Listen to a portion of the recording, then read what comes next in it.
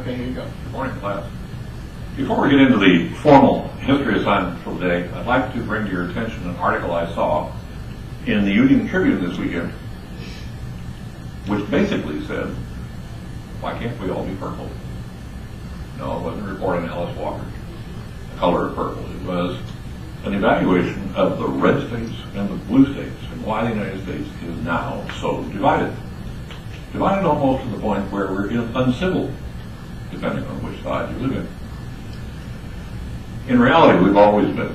And I'd like to take you back on an historic adventure to realize that social change, political change, economic change, human change takes a long time. And if we can get that idea, perhaps we can be a little less impatient with each other when we differ on a particular point, and a little more encouraging in the long run to find that, yes, we're all human beings underneath. So with that in mind, let's go back to the founding fathers. Now, in the beginning of the United States, I don't want to go back that far, we had two men of very different background and very different perspectives, both of whom we have as founding fathers. Hamilton and Jefferson.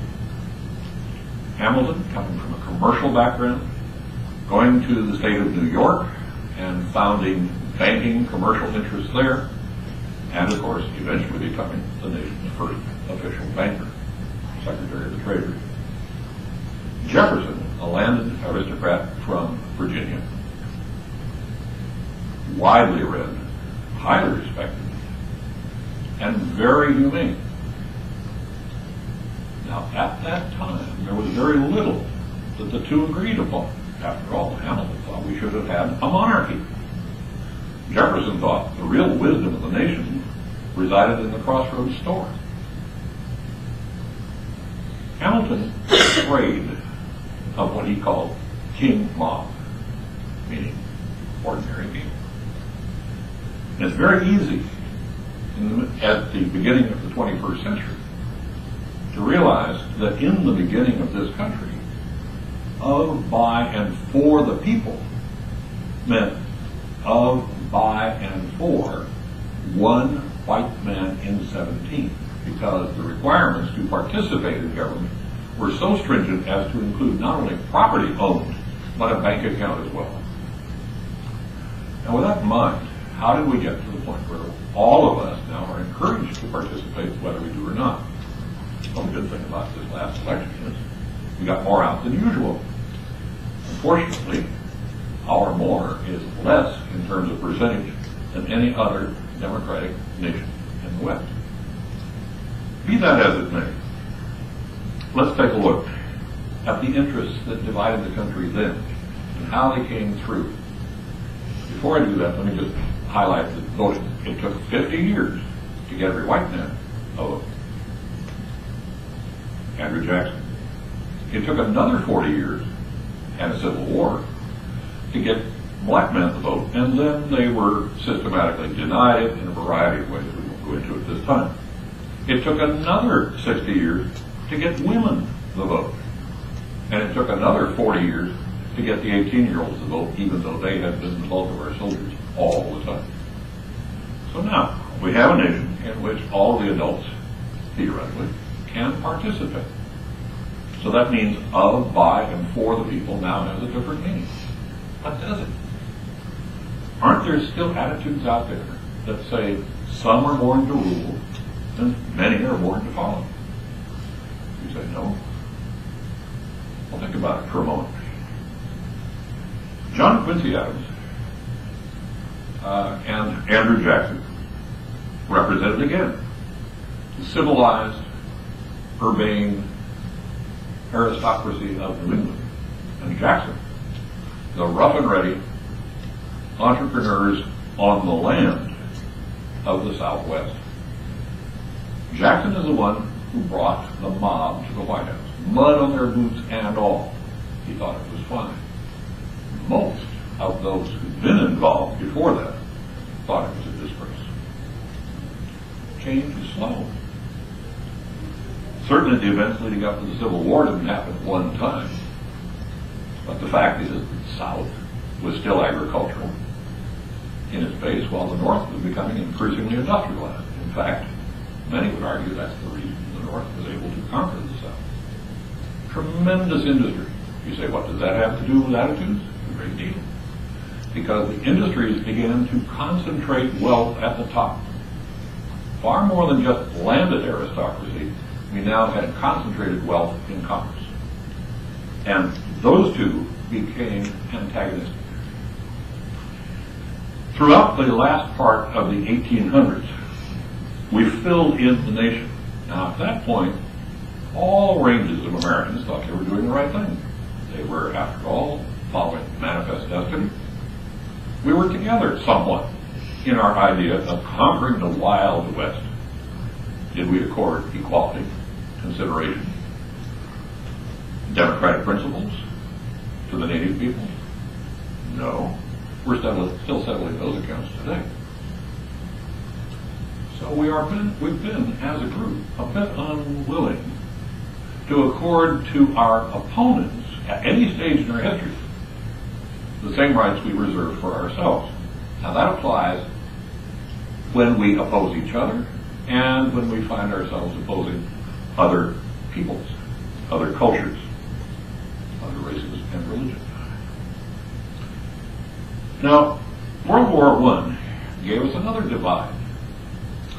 It produced the regular income tax. We tried a little bit of it at the Civil War, but now it became a permanent fixture. Two types of taxes. The government will always collect one or the other or both. One is a progressive income tax, meaning that you increase the amount of tax as the income increases. In a way, you might say, in recognition of the fact that that person is profiting from the culture or the society more than others. So they would have more surplus or more optional money with which to support the system. The other is a regressive tax, and it's on consumption. We all have to consume. If we all pay the same amount of tax on consumption, it's regarded as a regressive tax because it hits most heavily on those least able to pay. You can see where that could lead to some political division.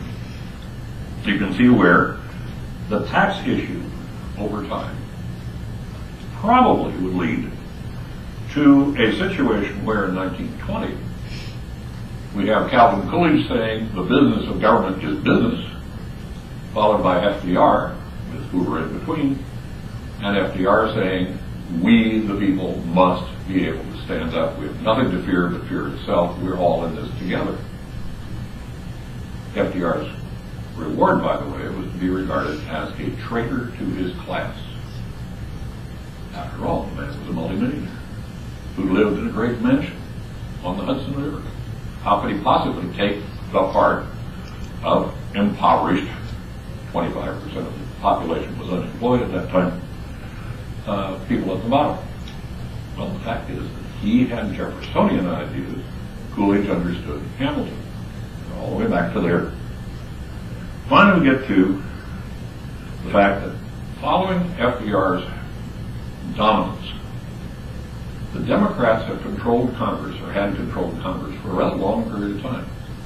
The last stretch was some 40 years. Those who are out of power want to get into power. In this case, Newt Gingrich figured a way to do it.